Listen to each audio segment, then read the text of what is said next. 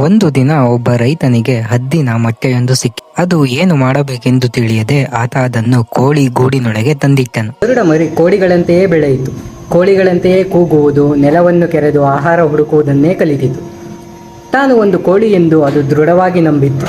ಒಂದು ದಿನ ಗರುಡ ಮರಿ ಕೋಳಿಗಳೊಂದಿಗೆ ಆಟವಾಡುತ್ತಿದ್ದಾಗ ಆಕಾಶದಲ್ಲಿ ಒಂದು ಬೃಹತ್ ಗರುಡ ಹಾರುತ್ತಿರುವುದನ್ನು ಕಂಡಿತು. ಆ ಹಾರಾಟದ ವೈಭವ, ಎತ್ತರ ಮತ್ತು ಶಕ್ತಿ ಕಂಡು ಅದು ಬೆರಗಾಯಿತು. ಕೋಳಿಗೆ ಕೇಳಿತು, ಅದೆಷ್ಟು ಅದ್ಭುತವಾಗಿ ಹಾರುತ್ತಿದೆ ಎಂದು. ಕೋಳಿಗಳು, ಅದು ಗರುಡ, ನಮಗೆಲ್ಲ ಅದು ಸಾಧ್ಯವಿಲ್ಲ, ನಮ್ಮ ಜೀವನ ಇಲ್ಲಿ ನೆಲದ ಮೇಲೆ ಮಾತ್ರ ಎಂದವು. ಗರುಡ ಮರಿ ಕೋಳಿಗಳ ಮಾತನ್ನು ಕೇಳಿ ತನ್ನ ನಿಜವಾದ ಶಕ್ತಿಯ ಮೇಲೆ ಪ್ರಶ್ನಿಸಲೂ ಇಲ್ಲ. ಅದು ಜೀವನ ಪೂರ್ತಿ ಕೋಳಿಯಂತೆಯೇ ಬದುಕಿ ಆಹಾರ ಹುಡುಕುತ್ತಾ ನೆಲದ ಮೇಲೆ ಸತ್ತು ಹೋಯಿತು. ಅದು ಎಂದಿಗೂ ತನ್ನ ರೆಕ್ಕೆಗಳ ಬಲವನ್ನು ಪರೀಕ್ಷಿಸಲಿಲ್ಲ.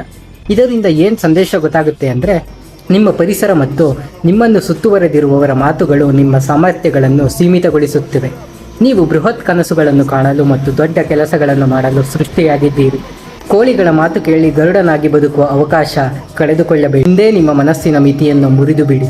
ನಿಮ್ಮ ಗರುಡ ಶಕ್ತಿಯನ್ನು ಎಬ್ಬಿಸಿ. ನೀವು ಸೃಷ್ಟಿಯಾಗಿದ್ದು ನೆಲದ ಮೇಲೆ ಅಡ್ಡಾಡಲು ಅಲ್ಲ, ಆಕಾಶದಲ್ಲಿ ಹಾರಲು. ನಿಮ್ಮ ನಿಜವಾದ ಸಾಮರ್ಥ್ಯ ಏನು ಎಂದು ತಿಳಿದುಕೊಂಡು. ನಮಸ್ಕಾರ, ನಾನು ಪ್ರದೀಪ್. ಈಗಲೇ ಫಾಲೋ ಬಟನ್ ಒತ್ತಿ, ಕಮೆಂಟ್ನಲ್ಲಿ ರೆಡಿ ಅಂತ ಟೈಪ್ ಮಾಡಿ. ಧನ್ಯವಾದಗಳು.